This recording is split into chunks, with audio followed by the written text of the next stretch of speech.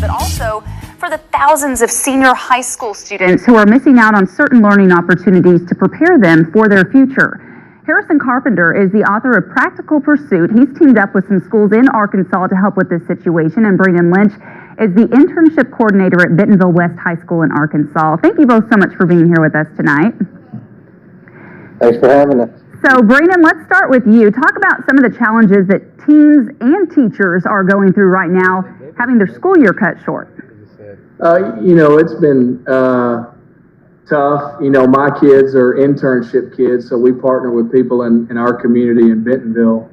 And so we had to basically take it from a job, where they were going into their jobs every day and gaining real world experience to kind of taking it to virtual. And it's been unique and definitely a challenge. So you're really kind of having to rethink how you do your class. Yeah, completely. We only met one day in internship. We only meet one day a week. So they go to their place of employment, Walmart, hospitals, wherever they're at. And we would meet on a Friday to go over content like we're going to kind of review today.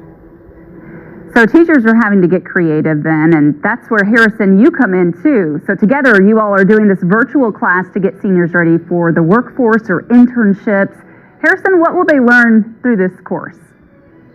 They get a number of different trainings. First one we teach is called the Tell Me About Yourself speech, or as some organizations call it, it's called an elevator speech. And essentially that's just a student being able to identify who they are in about a 30-second or minute conversation. And why we start with that is because it kind of gives a good outlook of where they are now, but also casts some goals that they're looking forward in their future. And along with that, it's usually the first question in a job interview. The first few ones are really foundational and building relationships and then outlining a path. And then the last few trainings we talk about resume building and having a cover letter and a reference list and a reference letter and printing it out on solid paper, and then some etiquette type stuff, what you need to wear. So this is all being done virtually, and you're using social media because let's face it, every kid's on social media these days. The big one right now is TikTok. So how are you implementing that into the classroom?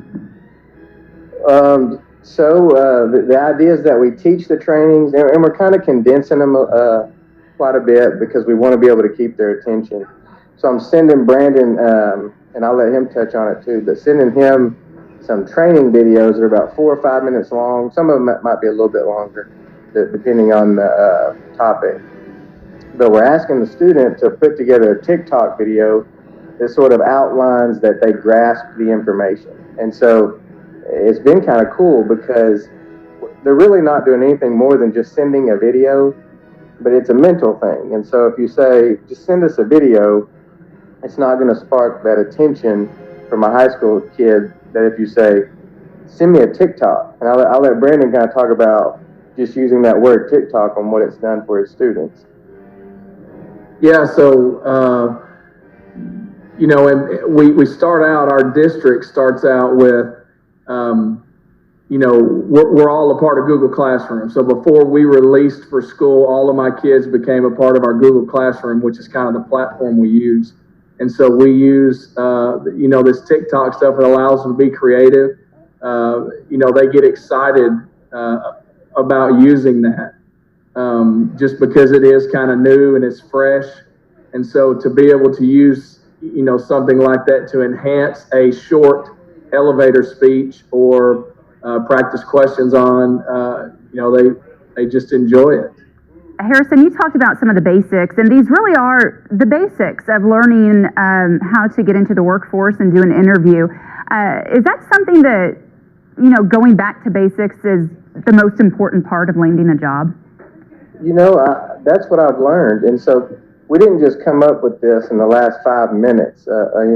This has been years in the making. I've worked for a nonprofit that my wife and I founded in Central Arkansas the past 5 years.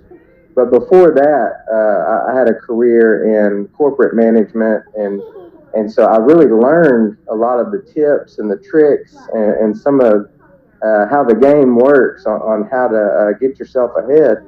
And so as I'm working in the community with kids, I started realizing how much our students are lacking in some of these basic principles. But it's really those basic principles that I started learning as a young professional that allowed me to advance. And so I just started, they don't need to know all of it right now, but there are a lot of those little principles that we've highlighted in the book that, how to word a resume, and just some trigger words that they can touch on. And just to name a few, like customer service or judgment, those types of things to put in a resume.